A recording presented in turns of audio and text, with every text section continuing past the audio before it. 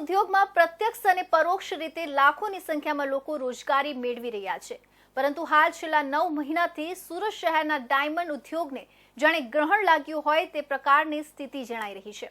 વૈશ્વિક બજાર ઉપર જે પ્રકારે યુદ્ધ સહિતની આંતરરાષ્ટ્રીય દેશો વચ્ચેના સંબંધોની અસર હીરા ઉદ્યોગો પર પણ હવે દેખાઈ રહી છે, ત્યારે તેના કારણે સુરતના ડાયમંડ ઉદ્યોગ પર પણ તેની સીધી અસર થઈ છે। સુરતમાં ડાયમંડ ફેક્ટરીઓની અંદર કામ ઓછું આપવામાં આવી રહ્યું છે, કામના કલાકો ઘટાડી દેવામાં આવ્યા છે, પગાર ધોરણમાં પણ ફેરફાર કરી દેવામાં આવ્યો છે। વૈશ્વિક સ્તર ઉપર ચાલી રહેલી મંદીના કારણે ડાયમંડ ફેક્ટરીઓમાં ડાયમંડ પોલિશનું કામ પણ ઓછું થઈ ગયું છે।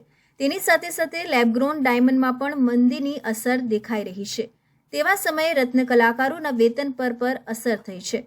આવકના સ્ત્રોત ઘટી જતા પરિવારનું ભરણ પોષણ કરવું પણ રત્ન કલાકારો માટે મુશ્કેલ થઈ ગયું છે, જેના કારણે કેટલાક કિસ્સાઓમાં આર્થિક સંક્રમણમાં આપઘાત કરવાની ઘટનાઓ બની રહી છે, જે સમાજ માટે પણ ચિંતાનો વિષય બની છે। આજરોજ સુરત શહેર જિલ્લા કોંગ્રેસ સમિતિ દ્વારા રત્ન કલાકારો માટે જનજાગૃતિ કાર્યક્રમનું આયોજન કરવામાં આવેલું છે મિની બજાર ખાતે, કે હાલ જે સમય ચાલી રહ્યો છે, મંદીનો સમય છે, એની અંદર જે પ્રમાણે રત્ન કલાકારોને કામ છૂટી રહ્યા છે અને એના કારણે આર્થિક સંકળામણમાં આવી અને કોઈ અગમ્ય કારણોસર ન ભરવાના પગલાં ભરી અને આત્મહત્યા તરફ જ્યારે રત્ન કલાકારો વળી રહ્યા છે, ત્યારે એને જોમ અને જુસ્સો આવે અને જે આ સમય છે, ખરાબ સમય છે, એ પણ આગળ જતા વયો જાય અને સારો સમય આવશે એ માટે આજે આ જનજાગૃતિ કાર્યક્રમ છે, વિવિધ પ્રકારના પ્લે કાર્ડ સાથે કે આ જે સમય નબળો છે, તમે નબળા નથી, આ સમય પણ વયો જશે, આવનારા સફળતાના દિવસો આવી રહ્યા છે ના પ્લે કાર્ડ પ્રદર્શિત કરીને આ કાર્યક્રમ કરવામાં આવેલો છે।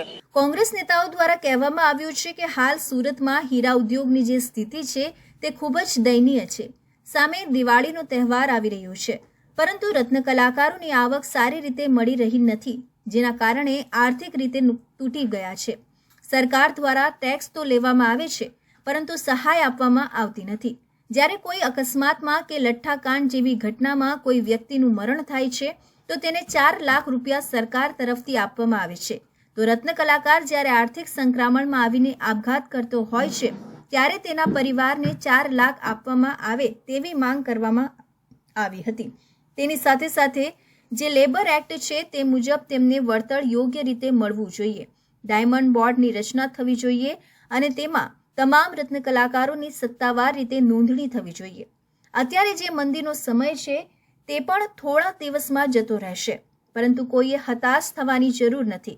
આ પ્રકારની વાત કોંગ્રેસના નેતાઓ દ્વારા કરવામાં આવી હતી।